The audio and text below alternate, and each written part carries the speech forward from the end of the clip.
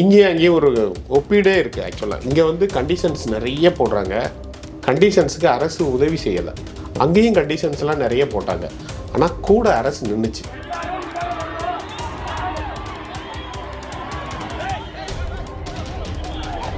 நேற்று புதுச்சேரியில் காவல் கொடுத்துருந்தாங்க. பெட்ரோல் இருந்ததுனால வேகமாக போயிட்டாங்க. அதனால் இந்த விஷயங்கள் அரசாங்க ஒத்துழைப்பு இருந்தால் தான் சரியாக நடக்கும். உலகத்திலேயே ஒரே கட்சி கூட்டம் வந்து கண்ட்ரோல் பண்ணுறதுக்காக வராதீங்கன்னு சொல்லி அறிக்கை கொடுக்குற ஒரே கட்சி தமிழக வெற்றி கழகம் தான். பாண்டிச்சேரி அரசாங்கம்ங்கிறது பாஜகவோட கூட்டணியில் இருக்கக்கூடிய ஒரு அரசாங்கம். என்டிஏக்கு ஆதரவாக பிரச்சாரத்தை தொடங்கிட்டாரா விஜய்? வேற ஒரு அரசியல் கட்சி நடத்துற நிகழ்ச்சியாகவே இருந்தாலும் அந்த நிகழ்ச்சிக்கு தன்னெழுச்சியா வர நம்ம மக்களுக்கு பாதுகாப்பு கொடுத்து பாரபட்சமே காட்டாம இந்த கவர்மெண்ட் நடந்துகிட்டு இருக்கிறாங்க. ரேஷன் கடை இல்லை, புதுவையில் இல்லைங்கிறது நேற்று தான் பேசு பொருளாகவே ஆயிருக்கு. அது நிறைய பேருக்கு புதுச்சேரியில் தெரியும், தமிழகத்தில் தெரியாது, மற்ற இடத்துல தெரியாது. இல்லை, அதுதான் திறந்து வைக்கப்பட்டது. இதை எல்லாரும் சொல்லுவாங்க, நமக்குத்தான் கெட்ட பேர் வரும் அப்படிங்கிறது அவருக்கு தெரியாதா? கரூர் சம்பவத்தில் அவர் வந்து நைட்டோட நைட்டாக அவங்க இன்ஸ்ட்ரக்ஷனை ஃபாலோ பண்ணி வந்துட்டார். நமக்கு தான் அடுத்த நாள் கெட்ட பேர் வரும்னு அவருக்கு தெரியாதா? 30 நாள் அமைதியாக இருந்தார். நமக்கு தான் கெட்ட பேர் வரும்னு அவருக்கு தெரியாதா? ஆனால் நமக்கு கெட்ட பேர் வரும், அந்த விஷயத்தை அவர் முக்கியத்துவம் கொடுக்கல. மக்களுக்கு எது சரி அதை தான் முக்கியத்துவம் கொடுக்காரு. இன்னும் தேர்தல் அறிக்கை வந்து மிக பிரம்மாண்டமாக தயாராகிக்கிட்டு இருக்கு. 50 வருடத்தில் திமுக அதிமுக செய்யாத பல விஷயங்களை எப்படி செய்ய முடியும் அப்படிங்கிறத ஆராய்ச்சி பண்ணி மிகப்பெரிய குழு அதை ஆராய்ச்சி பண்ணி ரெடி பண்ணிக்கிட்டு இருக்காங்க.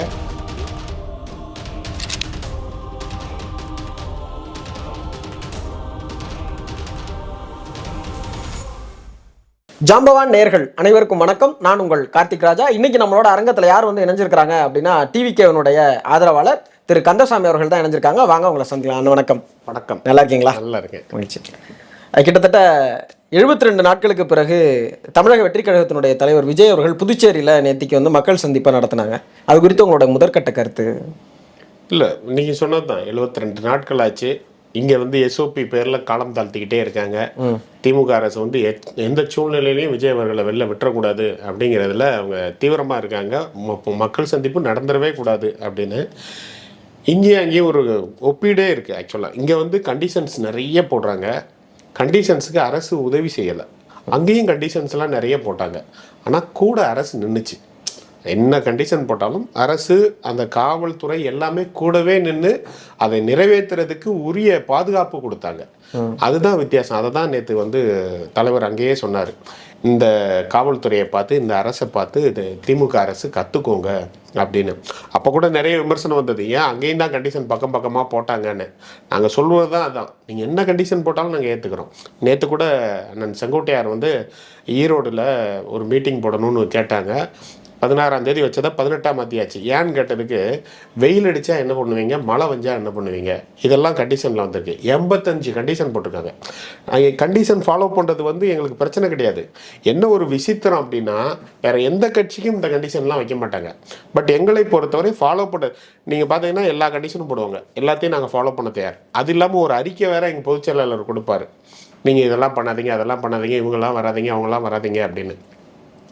மற்ற கட்சிகளில் அதை மீறியும் வராங்கிறது தானே விமர்சனம். அது நம்ம என்ன பண்ண முடியும்? அது இது அன்பு. அது வந்து தளபதியை 30 வருஷமா பார்த்துக்கிட்டு இருக்காங்க. அவர்களை நாங்கள் குறை சொல்லவும் இல்லை. நான் குறையா கேட்கல. என்ன சிக்கல் வருதுன்னா, இப்ப இவங்க காவல்துறை சார்பா வைக்கிற பிரச்சனை என்னன்னா, அவங்க கட்டுக்கடங்காம வராங்க அப்படிங்கிறதா நாங்கள் சொல்றதெல்லாம். நீங்க எங்களுக்கு கண்டிஷன் கொடுக்குறீங்க, நான் ஃபாலோ பண்றேன். சேர்ந்து பாதுகாப்பும் கொடுங்க. எப்படி புதுச்சேரி அரசு கொடுத்தது அதே போல இங்கே அதை செய்யுங்க. நேற்று பாருங்கள், நேற்று வந்து இங்கேருந்து புதுச்சேரியை ரீச் பண்ண தனியும் தளபதியோட வண்டி அது பாட்டுக்கு தனியாக போகுது. வண்டியை தொடர்ந்து சைடில் வந்து அந்த கதவுல உட்காந்துக்கிட்டுலாம் வீடியோ எடுத்துகிட்டு வராங்க. அதெல்லாம் நாங்கள் எதுவும் பண்ண முடியாது. ஊடகங்கள் தான் வந்துக்கிட்டு இருக்காங்க. புதுச்சேரி பார்டர் வந்தோடனே அங்கே உள்ள போலீஸ் வந்து அண்டர்டேக் பண்ணிக்கிட்டாங்க. யாருமே பின்தொடராத மாதிரி, 2 வீலர் 4 வீலர் எதுவுமே பின்தொடராத மாதிரி. அப்படியே பின்தொடர்ந்தாலும் அவர்கள் வந்து இதை அண்டர்டேக் பண்ணுறதுனால அது ஒரு ப்ரொசீஜருக்குள்ளே வந்துச்சு. ஆனால் இங்கே திமுக அரசு அவருடைய ஈகோவால் அதை செய்ய மாட்டேங்க. அவங்களுக்கு ஒரு விஷயம் புரியலை. விஜய் அவர்களை நாம் வந்து அரசாக மதிச்சிட்டோம், அரசாக அவர்களுக்கு போய் வழியை பாதுகாப்பு கொடுத்துட்டோம் அப்படின்னா அவங்களுக்கு மவுஸ் ஆயிருமோ அதெல்லாம் நினைக்கிறாங்க. நீங்கள் ஒத்துக்கிட்டாலும் ஒத்துக்கிடாட்டாலும் அவர் ஒரு உச்ச நட்சத்திரம். அவர்களுக்கு கொடுக்க வேண்டிய நீங்கள் அங்கீகாரத்தை நீங்கள் கொடுத்து தான் ஆகணும், பாதுகாப்பை கொடுத்து தான் ஆகணும். அது 2 பேருக்கு கொடுக்குற பாதுகாப்பு. ஒன்று பொதுமக்களுக்கு, இன்னொன்று விஜய் அவர்களுக்கு. 2 பேருக்குமே நீங்கள் பாதுகாப்பு கொடுக்கணும். அவர் வெளியில் வந்தால் கூட்டம் கூட தான் செய்யும். ஏன்னா ஒரு நீதிமன்றத்தில் நீதிபதியே சொல்றாரு, விஜய் அவர்கள் வெளில வந்தாலே அது வந்து பெரிய இது தானே, கொண்டாட்டம் தானே, அதெல்லாம் வரதானே செய்யணும். இப்போ நாங்கள் சொல்கிறது, நீங்கள் 85 கண்டிஷன் வைக்கிறீங்க, மழை வஞ்சா என்ன செய்வேன்னு சொல்கிறீங்க, வெயில் அடித்தா என்ன செய்வேன்னு கேட்குறீங்க, எல்லாம் வைங்க. கூடவே அரசாங்கத்திட்ட உள்ள அதிகாரிகள் வட்டத்திலையும் காவல்துறை வட்டத்திலையும் சேர்ந்து எங்களுக்கு பாதுகாப்பு கொடுங்க. நீங்கள் வந்து கைவிட்டுறீங்க. ஏன்னா இங்கே வந்து கரூரில் நடந்த சம்பவத்துக்கு காரணமே காவல்துறை தான். 50 பேர். நேற்றோட ஃபுட்டேஜ் பாருங்களேன், எப்படி இருக்குன்னு பாருங்கள். நீங்கள் எல்லா இடத்துலையும் போலீஸ் தலைகளை பார்க்கலாம், எல்லா ரோலையும் பார்க்கலாம், எவ்வளோ பக்காவாக அதை ஹேண்டில் பண்ணாங்கன்னு. கெடுபிடிகள் இருந்தது, போலீஸ் கெடுபிடி எல்லாமே இருந்தது. அதை நாங்கள் மகிழ்வோடு ஏற்றுக்கிறோன்றோம். ஒரு கட்சி இருக்கும்போது கட்சி 2 பேலன்ஸ் பண்ணும். ஒன்று நிகழ்ச்சியும் நடக்கணும், விபரீதம் எதுவும் நடக்காமையும் இருக்கணும். அவங்க வந்து எங்களுக்கு பாதுகாப்பும் கொடுக்கணும், அதே நேரத்தில் அவங்க சட்டத்தை மதித்து அதையும் ஃபாலோ பண்ணும். அப்போ 2 பேருக்குள்ள சின்னதாக வாக்குவாதம் வரலாம், என்ன வேணாலும் நடக்கலாம். ஆனால் அந்த கட்டுக்கோப்பாக நடக்கிறதுக்கு 2 பேரும் ஒருத்தருக்கு ஒருத்தர் பேசிக்கிட்டு விட்டு கொடுத்துக்கிட்டு போதில்லை. அதை இங்கே செஞ்சுருக்கணும். இங்கே அவங்க செஞ்சது ஒன்றே ஒன்று தான். பாலத்துக்கு கீழே வந்து 60 போலீஸ் வந்து விஜய் அவர்களை கூட்டு போய் ஒரு இடத்துல நிப்பாட்டினது மட்டும்தான். மற்ற வேறு எதையும் செய்யலை. தடியடி பண்ணாங்க, கண்டது கழியது எல்லாமே பண்ணாங்க. இந்த மாதிரி கண்டிஷன் இந்த 18ஆம் தேதி போட்டிருக்காங்கல்ல, பார்ப்போம் என்ன பண்ண போகிறாங்கன்னு. கிட்டத்தட்ட ஒரு 1000 போலீஸ் அங்கே இருந்தாங்க நேற்று. எங்களுடைய தொண்டர்கள் ஒரு 300-400 பேர் வந்து யூனிஃபார்மில் இருந்தாங்க. இங்கே என்ன செய்ய போகிறார்கள் நாங்கள் பார்க்க தான் போகிறோம். நேற்றுக்கு குறிப்பிட்ட நேரத்திற்கு முன்னதாகவே அந்த இடத்துக்கு விஜய் வந்துட்டாரு அப்படிங்கிறது. ஒரு இடத்துக்கு வந்த உடனே நாமக்கல்ல இருந்து கரூர் வர்றாருன்னு வைங்களேன், பின்னாடியே 2000 வெஹிக்கிள் வருது. ஒன்றும் பண்ண முடியாது, அவங்களுக்கு அடிபடக்கூடாது இல்லையா. இன்னொன்று சரியா தப்பா வரக்கூடாதுன்னு சொல்கிறீங்களே, ஏன் வர்றீங்க, இதுக்கெல்லாம் ஆன்சர் நம்மகிட்டையும் கிடையாது. அவங்க அதீத அன்பால் வர்றாங்க. அதை வந்து அன்பால் கட்டுப்படுத்தணும். நம்ம சொல்லிட்டோம், தளபதியும் நிறைய தடவை சொல்லிட்டாரு. அதை மீறி வரும்போது ஒரு போலீஸ் காவல் முன்னாடி பின்னாடி கொடுத்து ஒரு மாதிரி கொண்டு வந்திருந்தாங்கன்னா, நேற்று எப்படி கொண்டு போனாங்க? நேற்று புதுச்சேரியில் காவல் கொடுத்துருந்தாங்க, பேட்ரோல் இருந்தது. பேட்ரோல் இருந்ததுனால வேகமாக போயிட்டாங்க. அதனால் இந்த விஷயங்கள் அரசாங்க ஒத்துழைப்பு இருந்தால் தான் சரியாக நடக்கும். நம்மளால் என்ன செய்ய முடியும்? அறிக்கை தான் கொடுக்க முடியும். இவங்கெல்லாம் வராதீங்க, இவங்கெல்லாம் தவிர்த்துக்கோங்க, இவங்கெல்லாம் கட்டாயம் வரக்கூடாது, இந்த மாதிரி விஷயங்கள் பண்ணக்கூடாது. இதையே எந்த கட்சியும் கொடுக்கறது கிடையாது. உலகத்திலேயே ஒரே கட்சி கூட்டம் வந்து கண்ட்ரோல் பண்ணுறதுக்காக வராதீங்கன்னு சொல்லி அறிக்கை கொடுக்குற ஒரே கட்சி தமிழக வெற்றிக் கழகம் தான். மற்ற எல்லா கட்சியும் கோட்ரு, கோழி பிரியாணி, காசு எல்லாம் கொடுத்து கூட்டத்தை கூட்டத்துக்கு அவ்வளோ கஷ்டப்பட்டுக்கிட்டு இருக்காங்க. எல்லா கட்சிக்கும் அது பொருந்தும். நாங்கள் மட்டும்தான் கூட்டம் ஆர்கானிக்காக கூடுது, அதை கண்ட்ரோல் பண்ணுறதுக்கு சட்டத்திட்டம் போடுறோம். இது எல்லாமே சரியாக நடக்குது. இப்போ தமிழக வெற்றி கழகத்தில் இந்த திமுக அரசு புதுச்சேரி அரசை பார்த்து கற்றுக்கணும். இல்லை, நீங்களும் திரு விஜய் அவர்கள் சொன்னதையே சொல்கிறீங்க. திமுக அரசாங்கம் பாண்டிச்சேரி அரசாங்கத்தை பார்த்து கற்றுக்கணும் அப்படின்னா, பாண்டிச்சேரி அரசாங்கம்ங்கிறது பாஜகவோட கூட்டணியில் இருக்கக்கூடிய ஒரு அரசாங்கம். என்டிஏக்கு ஆதரவாக பிரச்சாரத்தை தொடங்கிட்டாரா விஜய்? அப்படி இல்லை. பாண்டிச்சேரி அரசாங்கம் இன்னைக்கு என்ஆர் காங்கிரஸ் தலைமையில் உள்ள கூட்டணியில், என்ஆர் காங்கிரஸுக்கும் பிஜேபிக்குமே அங்கே அவ்வளோ முரண் போய்கிட்டு இருக்கு. அது எல்லாத்துக்குமே தெரிந்தது தான். அது வந்து ஓப்பன் புக். ஆக்சுவலாக அவர் என்னென்னலாம் நிறைவேற்றினாரோ எதையுமே செய்ய விடாமல் நமச்சிவாயம் தடுத்துக்கிட்டு இருக்காரு அப்படிங்கிறதெல்லாம். இந்த இடத்துல என்ஆர் காங்கிரஸ் அந்த முதலமைச்சர் அவர்கள்ட்ட போய் பர்சனலாக நாங்கள் கேட்டுக்கிட்டதுக்கு எனக்கு இவ்வளோ பாதுகாப்பு கொடுத்தாரு. நாங்கள் உங்கள் பாண்டிச்சேரியை ஃபுல்லாக ஃபாலோ பண்ணுங்கன்னு சொல்ல, இந்த பாதுகாப்பு கொடுத்தா தான் நீங்கள் ஃபாலோ பண்ணுங்கள். பாண்டிச்சேரி அரசு எவ்வளோ சிறப்பாக கொடுத்தாங்க, அதை கற்றுக்கோங்க.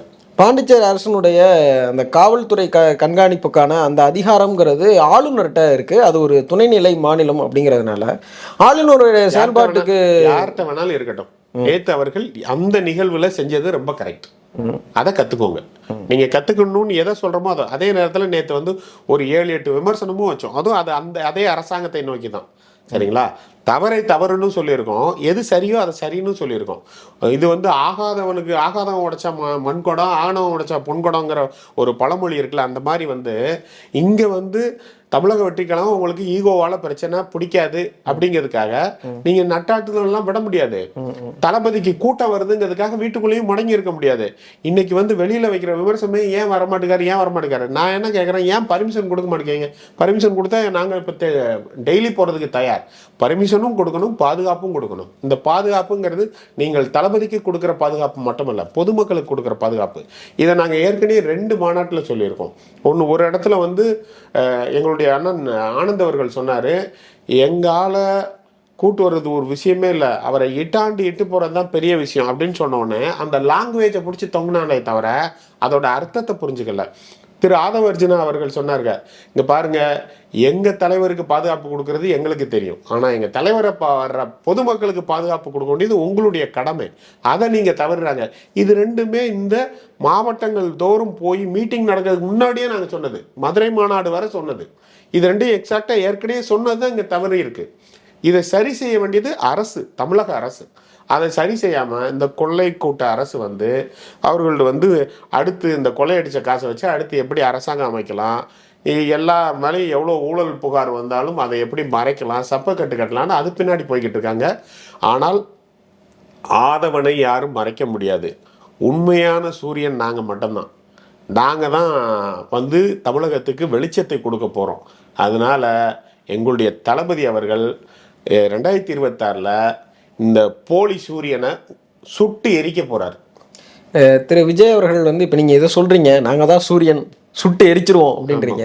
ஆனால் தொடர்ச்சியாக உங்கள் மேலே வைக்கக்கூடிய விமர்சனம் தாவேக்கா மேலே என்ன அப்படின்னா வந்து இவங்க பாசிச பாஜக அப்படின்னு சொன்னாங்க, கொள்கை எதிரின்னு சொன்னாங்க. ஆனால் திருப்பரங்குன்றம் இஷ்யூவில் வந்து எந்த ஸ்டாண்டுமே எடுக்கல, ரொம்ப அமைதியாகவே இருக்காங்க அப்படிங்கிறது பெரிய விமர்சனமாக முன்வைக்கப்படுது. அது எப்படி? இது வந்து பார்த்தீங்கன்னா விஜய் அவர்கள் வந்து ஒரு விஷயத்தில் தெளிவாக இருக்கிறார். அது என்ன அப்படின்னா, நீங்கள் எந்த விஷயம் எடுத்தாலும், இன்னைக்கு சமீபத்தில் வேளாண் பொருட்களில் அந்த நெல்லெல்லாம் தண்ணிக்குள்ளே போச்சு, அந்த விஷயத்தை எடுத்தால் கூட விஜய் அவர்கள் வந்து ஏற்கனவே திருவாரூரில் போய் 40 ரூபா மூட்டைக்கு லஞ்சம் வாங்குறாங்க அப்படின்னு ஆரம்பித்து வச்சார். அதை இன்னைக்குள்ள ஜென்சி கிட்லேருந்து 2K கிட்லேருந்து பெண்கள் எல்லாருமே சர்ச் பண்ணி பார்க்குறாங்க. நேற்று ஃபார் எக்ஸாம்பிள் நேற்று புதுவையில் மீட்டிங் முடித்தோடனே நிறைய பெண்களை பேட்டி எடுத்தாங்க, நிறைய இளைஞர்களை பேட்டி எடுத்தாங்க, நிறைய யூடியூப் சேனல் எல்லாத்துலேயும் அவங்க சொல்லும்போது எங்களுக்கு ஆச்சரியமாக இருக்குது. எல்லாரும் வெளியிலேருந்து தற்கொலைன்னு சொல்லிக்கிட்டு இருக்காங்க, இவங்க வந்து அரசியல் பேச ஆரம்பிச்சிட்டாங்க. கேட்டால் எங்கள் அண்ணன் அரசியலுக்கு வந்ததுலேருந்து நாங்கள் அரசியல் பக்கம் போயிட்டோம், அரசியல் பார்க்க ஆரம்பிச்சிட்டோன்னு. விஜய் அவர்கள் எந்த செய்தி சொன்னாலும் தமிழகம் மட்டுமல்ல, உலகத்தில் உள்ள மூளை முடுக்கில் உள்ள தமிழர்கள் எல்லாருக்கும் அது போய் சேருது. அரசியல் மீது ஆர்வம் இல்லாதவர்களும் அதை தோண்டி பார்க்குறாங்க. அப்போது இந்த நெல்லுக்கு உண்டானதுனாலும் சரி, இல்லை நேற்று சொன்ன ரேஷன் கடை இல்லை புதுவையில் இல்லைங்கிறது நேற்று தான் பேசு பொருளாகவே ஆயிருக்கு. அது நிறைய பேருக்கு புதுச்சேரியில் தெரியும், தமிழகத்தில் தெரியாது, மற்ற இடத்துல தெரியாது. இல்லை, அதுதான் திறந்து வைக்கப்பட்டது, திரும்ப அந்த பொருட்கள் வழங்குறாங்க அப்படிங்கிற தரல. இடையில ஒரே ஒரு தடவை தீபாவளி கொடுத்தாங்க, அவ்வளோதான். அங்கே நான் 1.5 வருஷம் நான் அங்கே இருந்திருக்கேன், எனக்கு நல்லாவே தெரியும். ஸோ அவர் ஏதாச்சும் ஒன்று அட்ரஸ் பண்ணால் ஸ்ப்ரெட் ஆகுது. அது நல்ல விஷயமா இருந்து இல்லை ஒரு எதிர்வினை ஆகாத ஒரு விஷயமா இருந்தால் பரவாயில்ல. இனம், மதம், மொழி இதன் மேலு நின்று இந்த கட்சிகளும் சேர்ந்து திமுகவோ பாஜகவோ இல்லை வேற எந்த கட்சினாலும் சரி, அமைப்புனாலும் சரி, அது இந்த மதம் அந்த மதம், இந்த கட்சி இந்த ஜாதி அந்த ஜாதி எதுவாக இருந்தாலும் சரி, இவர்கள் ஏதாச்சும் ஒன்று செய்யும்போது அதை எல்லாரும் வந்து அட்ரஸ் பண்ணிட்டாங்க. விஜய் ஏன் பண்ணலன்னு கேட்குறீங்க. தலைவர் வந்து அதை அட்ரஸ் பண்ணோம் அப்படின்னா அது எல்லாருக்கிட்டையும் போய் சேரும். அது தேவையில்லாத எதிர்வினை, அதாவது எங்களுக்கு பயம் கிடையாது, நாங்கள் சரியாகவே அட்ரஸ் பண்ணியிருப்போம். ஆனால் இதை பற்றி தெரியாதவனும் இதை தெரிந்து இது தேவையில்லாமல் அந்நியமாக நல்ல ஆக்கிடக்கூடாது. நாங்கள் வந்து இஸ்லாமியர்களும் இந்துக்களும் மதுரையில் வந்து மாம மச்சானாக இருந்துக்கிட்டு இருக்காங்க. மதுரை மட்டும் இல்லை, எல்லா இடத்துலையுமே இந்த உள்நோக்கம் கொண்ட அரசியல் செய்யணும், ஓட்டு வாங்கணும், பிரித்தாளணும்னு செய்கிற திமுக பாஜக போன்ற சக்திகள் தான் அதில் அரசியல் செய்யுது. அந்த மாதிரி விஷயத்தில் விஜய் அவர்கள் குரல் கொடுக்காம இருக்கிறது நல்லதுன்னு அவரும் நம்புறாரு, நாங்களும் நம்புகிறோம். ஏன்னா அவருடைய குரல் சாதாரண குரல் கிடையாது, ஏதோ சும்மா அப்படி ஜஸ்ட் லைக் தட். அவர் ஒன்று சொல்லிட்டாருன்னா ஒரு 8-10 கோடி பேர் அதை அடுத்த நாள் உட்காந்து ஆராய்ச்சி பண்ணுறாங்க. அதனால் அது வந்து வீரியம் ஆயிடக்கூடாது, அதனால் அது மேலும் பெரிய தேவையில்லாத இது மறுபடியும் அது ஸ்ப்ரெட் ஆகி அது பெருசாகிடக்கூடாது. அதெல்லாம் வந்து கடந்து போக வேண்டியது. அந்த நிகழ்ச்சி வெளியிலேயே தெரிஞ்சிருக்க கூடாதுங்க. 100-150 வருஷமா ஒரு விஷயம் நடந்துகிட்டு இருக்கு, அங்கே இஸ்லாமியர்களும் இந்துக்களும் விட்டு கொடுத்துக்கிட்டு போய்கிட்டு இருக்காங்க. இவர்கள் உள்நோக்கத்தோடு செய்கிறதுல இந்த மாதிரி விஷயத்தில் எட்ட நிற்கிறது சரின்னு தளபதி நினைக்கிறாரு. நாங்களும் அதை இல்லை, அது ஒரு அறிக்கையாக வெளியிட்டிருக்கலாம். இப்போ என்ன சிக்கல்னா, இப்போ மற்ற தலைவர்களை விட விஜய் அவர்கள் சொன்னால் நீங்கள் சொல்கிறது வந்து எல்லாருக்கும் போய் சேருது அப்படின்னும் போது ஒரு சமத்துவத்தை போதிக்கக்கூடிய கருத்தை சொல்லலாம்ல, எந்த ஸ்டாண்டும் எடுக்காமல். எப்படி சொன்னாலும் அதை திரிக்கிறதுக்கு நம்ம ஆட்கள் இருக்கிறாங்க. அதை இட்டுக்கட்டு எடுத்துகிட்டு போயிடுவாங்க. அப்படி பார்த்தா எந்த கருத்துக்குமே அவர் எதிர்வினை ஆட்ட முடியாதுல்ல. மக்களை பிரிவினாவாதம் செய்யக்கூடிய சில விஷயங்கள்ல மட்டும்தான் அவர் நமக்கு கெட்ட பேரே, அவர் கெட்ட பேர் வரும்னு தெரியாதுங்களா? நீங்க சொல்றீங்க, எல்லாரும் சொல்றாங்க, இதை எல்லாரும் சொல்லுவாங்க, நமக்குத்தான் கெட்ட பேர் வரும் அப்படிங்கிறது அவருக்கு தெரியாதா? கரூர் சம்பவத்துல அவர் வந்து நைட்டோட நைட்டா அவங்க இன்ஸ்ட்ரக்ஷனை ஃபாலோ பண்ணி வந்துட்டாரு. நமக்குத்தான் அடுத்த நாள் கெட்ட பேர் வரும்னு அவருக்கு தெரியாதா? 30 நாள் அமைதியா இருந்தாரு. நமக்கு தான் கெட்ட பேர் வரும்னு அவருக்கு தெரியாதா? ஆனால் நமக்கு கெட்ட பேர் வரும், அந்த விஷயத்தை அவர் முக்கியத்துவம் கொடுக்கல. மக்களுக்கு எது சரி அதை தான் முக்கியத்துவம் கொடுக்காரு.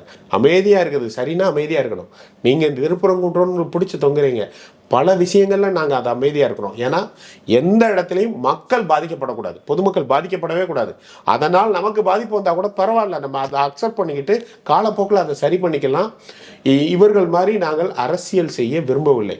அது ஒட்டுண்ணி அரசியல், மதத்தின் மீதும் மொழி மீதும் இனத்தின் மீதும் ஜாதி மீதும் ஒட்டிக்கிட்டு அதன் மூலமாக மக்களை பிரித்தாழ்ந்துக்கிட்டு மக்கள்கிட்ட ஒரு கழகத்தை மூட்டிக்கிட்டு அதனால் ஓட்டு வாங்கணும் அப்படின்னு நினைக்கிறவங்க செய்யலாம். எங்களுக்கு கெட்ட பேரே வந்தால் கூட பரவாயில்லன்னு நினச்சி அமைதியாக இருக்கிறது எவ்வளோ பெரிய விஷயம் தெரியுமா? ஒரு அட்டெண்டன்ஸ் போடுறது வந்து அவ்வளோ கஷ்டம்லாம் கிடையாது, ரொம்ப ஈஸி.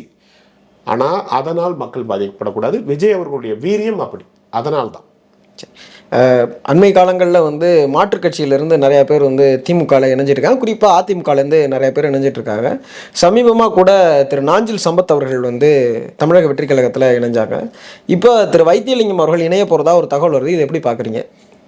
நிறைய பேர் வர்றாங்க, யார் வேணாலும் வரட்டும். இதில் நாங்கள் நினைக்கிறது ஒன்றே ஒன்று தான், யார் வந்தாலும் யார் உள்ளே வரணும்னு தலைமை டிசைட் பண்ணும். இதுக்கு முன்னாடியிலேருந்தே நிறைய பேர் வர்றதுக்கு சொல்லிக்கிட்டு தான் இருக்காங்க. இன்னும் பிப்ரவரிக்குள்ளே உங்களுக்கு நிறைய பிளாஸ்ட் வரும். நிறைய அமைச்சர்கள், நிறைய சிட்டிங் அமைச்சர்களே தயாராக இருக்கிறாங்க. யார் வந்தாலும் ஒன்றே ஒன்று தான், அமைச்சரவையோ இல்லை வந்து நாங்கள் வந்து ஆட்சி செய்ய போகிறதோ தலைமையோ தமிழக வெற்றி கழகம் தான், தளபதி விஜய் அவர்கள் தான். முடிவு எடுக்க போகிறது இவங்க தான். வர்றவங்களை வச்சு ஒரு இமேஜ் கிரியேட் பண்ணுறது அதெல்லாம் இங்கே எதுவுமே நடக்காது. யார் வந்தாலும் அகாமடேட் பண்ணுவோம். இது அநேகமாக வந்து வைத்தியலிங்கம் வர்றது நானும் கேள்விப்பட்டேன். பட்டு எந்த அளவு உண்மை என்பது எங்களுக்கு தெரியவில்லை. திரு நாஞ்சில் சம்பத் அவர்கள் வந்து சமீப காலத்தில் இப்போ அது ரொம்ப அந்த காணொலி ரொம்ப பரபரப்பாக பகிரப்படுது. என்னன்னா, அவர் ஒரு வாரத்துக்கு முன்னாடி வந்து திரு உதயநிதி ஸ்டாலின் அவர்களுடைய பிறந்தநாள் விழாவில் அவரை வாழ்த்தி பேசினார். அடுத்த 2-3 நாட்களில் வந்து அவர் தாவேக்கால இணைஞ்சிருக்காரு அப்படிங்கிற ஒரு விமர்சனம் முன்வைக்கப்படுது. நீங்கள் அதை எப்படி பார்க்குறீங்க? அரசியலில் இந்த மாதிரி நிறைய இடத்துல நடந்திருக்கேன். பல இடங்கள்ல முந்தின நாள் கையெழுத்து போடுற சமயத்திலே அடுத்த கூட்டணிக்கு போனதெல்லாம் நடந்திருக்கேன். மதிமுகவில் நடந்திருக்கு, அதே மதிமுகவில் நடந்திருக்கு, அன்புமணி அவர்கள்ட்ட நடந்திருக்கு, அதிமுகலேயே நடந்திருக்கு. அதனால் இதெல்லாம் அரசியலில் நடக்கிறது தான். ஆனால் அவர் வந்து ரொம்ப நாளாக அதிருப்தியில் தான் இருந்தார். அதை சமாதானப்படுத்துறதுக்காக சேகர் பாபு அந்த ஒரு இதுக்கு மட்டும் புக் பண்ணியிருந்தாராம். அதுக்கு முன்னாடி எல்லாத்தையும் கேன்சல் பண்ணியிருந்தார். இருந்தாலும் அங்கேயும் அவர் சொன்னார், அந்த இடத்துலையும் போய் எனக்கு இவர் பழனியப்பன் என்னை மறுபடியும் கடுப்பேற்றினாரு அப்படின்னு சொல்லி, அண்ணன் இங்கே இருக்காரு, நாளைக்கு எங்கே இருப்பாரோ அப்படிங்கிற மாதிரிலாம் மேடையில் அந்த காணொலியும் நான் பார்த்தேன். அவர் ஒரு துன்பத்திலே இருந்துக்கிட்டு இருக்காரு, அவர் ஒரு வருத்தத்திலே இருந்துக்கிட்டு இருக்காரு. அதை சரி பண்ணி அவங்க வச்சிருக்க வேண்டியது அவங்க பொறுப்பு, வச்சில்ல. ஆனாலும் அவர் முடிவெடுத்துட்டார். ஆக்சுவலாக அங்கே போகும்போது கூட வரலை அப்படின்னு சொல்ல முடியாமல் போயிருக்காரு. அதுதான் அவர் சொன்னது. சரி, எனக்கு வந்து சேகர் பாபு நெருங்கியவர், அவர் கூப்பிட்டாரு. ஏற்கனவே ஒரு மனநிலையில் இருந்தாலும் அவர் கூப்பிட்டதுக்காக ஒரு சில சமயங்களில் வந்து நம்ம பிடிக்காத விஷயத்த பிடித்தவர்களுக்காக செய்வோம். அந்த மாதிரி நடந்திருக்கு. திரு விஜய் அவர்களுடைய மக்கள் சந்திப்பு அடுத்த கட்டமாக இப்போ 16 18 அனுமதி கேட்டிருக்கிறாங்க. அந்த சந்திப்பு எப்படி இருக்கும்னு நினைக்கிறீங்க? அந்த சந்திப்பில் எது மாதிரியான கருத்துக்கள்லாம் அவர் முன்வைப்பார் அப்படிங்கிற மாதிரி? இனிமே சந்திப்பு வந்து அடிக்கடி நடக்க போகுது. அந்த சந்திப்பில் லட்ச மக்கள் கூடுறதுக்கு உண்டான வேலைகளை அண்ணன் செங்கோட்டையன் அவர்கள் பார்த்துக்கிட்டு இருக்காரு. அவரே சொல்லியிருக்காரு இன்னைக்கு பேட்டியில், மிகப்பெரிய ஒரு பிரம்மாண்டத்தை இந்த இடத்துல காட்டுவோம். மக்கள் சந்திப்பில் அந்த பகுதியில் உள்ள பிரச்சனைகளை எடுத்து பேசுவார். இப்போ எங்களுடைய அந்த இதே அவர் எங்கே போகிறாரோ அந்த பகுதியில் நிறைய பிரச்சனைகள் இருக்கும், அட்ரஸ் பண்ணுவார். ஒரு விஷயந்தான், நீங்கள் வந்து தளபதி அவர்கள் எந்தெந்த ஊருக்கு போனாருன்னு பார்த்துக்கோங்க, அங்கே என்னென்ன அட்ரஸ் பண்ணாருன்னு கேளுங்க. அதில் ஏதாச்சும் ஒன்றுமே தெரியாமல் இருந்திருக்கும் இதுவரை. அவர் சொன்னதுக்கப்புறம் அது பயங்கர ரீச் இருக்கும். அந்த மாதிரி தமிழகத்தில் உள்ள எல்லா தொகுதிகளில் உள்ள பிரச்சனைகளும் இந்த எலெக்ஷன் வர அட்ரஸ் பண்ணுவார். இன்னும் தேர்தல் அறிக்கை வந்து மிக பிரம்மாண்டமாக தயாராகிக்கிட்டு இருக்கு. 50 வருடத்தில் திமுக அதிமுக செய்யாத பல விஷயங்களை எப்படி செய்ய முடியும் அப்படிங்கிறத ஆராய்ச்சி பண்ணி மிகப்பெரிய குழு அதை ஆராய்ச்சி பண்ணி ரெடி பண்ணிக்கிட்டு இருக்காங்க. தேர்தல் அறிக்கை இந்த முறை வந்து மக்களுக்கு ஒரு சிறப்பான பிளாஸ்டாக இருக்கும். இப்போ அதே மாதிரி அந்த கூட்டம் சம்பந்தமாக நாளைக்கு 11ஆம் தேதி வந்து மாவட்ட செயலாளர்கள் கூட்டத்தை வந்து திரு விஜய் அவர்களுடைய தலைமையில் நடக்க போகிறதா அறிவிப்பு வெளியிட்டிருக்கிறாங்க. இந்த கூட்டத்துக்கு விஜய் அவர்கள் கலந்துப்பாரா? ஏன்னா இதுக்கு முன்னாடி நடந்த அந்த ஒருங்கிணைப்பு குழு கூட்டத்திலெல்லாம் வந்து விஜய் அவர்கள் கலந்துக்கல, அதுக்கு பதிலாக மற்ற பொறுப்பாளர்கள்லாம் கலந்துக்கிட்டாங்க. திரு விஜய் அவர்கள் நாளைக்கு விஜய் அவர்கள் தலைமையில் தான் மாவட்ட செயலாளர் கூட்டமே. நாளைக்கு அவர் கலந்துக்கிறார், கண்டிப்பாக கலந்துக்குவார். அதில் என்ன மாதிரியான அறிவுறுத்தல்கள் இருக்கும் என்னன்றது? தேர்தல் நெருங்கிடுச்சு, இனிமேல் தேர்தலை நோக்கி தான் கட்டமைப்புகளை பலப்படுத்துறது, எங்கெங்க சின்ன சின்ன குறைகள் இருக்கு அதை சரி பண்றது, அந்தந்த பகுதியில் உள்ள மக்களை எப்படி அரவணைக்கிறது, பிரச்சனைகளை எப்படி எடுக்கிறது, எஸ்ஐஆர் சரியா பண்ணியிருக்காங்களா, இப்போ ஜென்சி கிட்டு 2K கிட்டுக்கெல்லாம் ஓட்டு வாங்கி கொடுக்கணும், ஃபார்ம் 6 போடணும். ஃபார்ம் 6 போடுறதுக்கு இன்னும் 1 மாசம் தான் இருக்கு.